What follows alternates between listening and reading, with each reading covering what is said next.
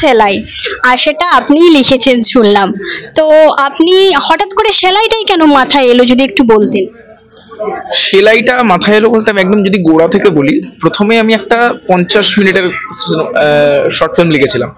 ঠিক আছে, 50 মিনিটের একটা নাম দিয়েছিলাম আমি ডিসেম্বর ফুরোলো বলে। তারপরে বুঝলাম ডিসেম্বর এমন একটা মাস যেটা ফুরোয় না।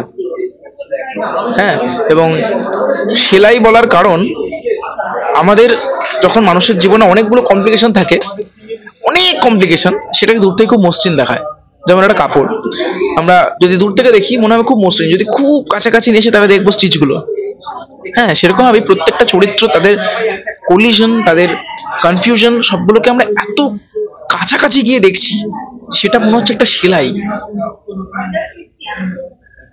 সেলাইটা লিখেছেন আপনার স্বরূপদা, সেটাকে ডিরেক্টর মানে করেছে। তো ওই যে করেছে আপনার, মানে আপনি যতটা লিখেছেন আর দর্শকরা যেটা দেখবে, আপনি কি মনে করছেন যে দর্শকরা দেখে ফিডব্যাক কিভাবে দেবে? দর্শকরা এটাকে একটা লাভ এডুকেশন হিসেবে দেখতে পারে।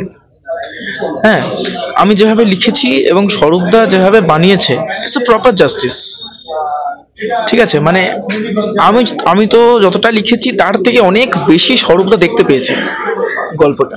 হ্যাঁ, সেই কারণে আমার একটা ডিসেম্বর ফুরলো গল্পটা বেসিক্যালি এটা বড় হলো কেন, তার কারণ প্রথমে আমরা দুটো কাপল নিয়ে এগিয়েছিলাম। দুটো কাপল নিয়ে এগোনোর পরে আমি দেখতে পাচ্ছি যে লেখার সময় যে এদের মধ্যে যে পাওয়া না পাওয়া সেইগুলো কারা ফুলফিল করতে পারবে, তার জন্য আমার আরো চরিত্র লাগবে। এবার যখন আমি চরিত্রগুলোকে আরো নিয়ে আসছি, তখন দেখতে পাচ্ছি যে এটা গল্পের তাগিদে বাড়তে চাইছে, আমি আটকাইনি।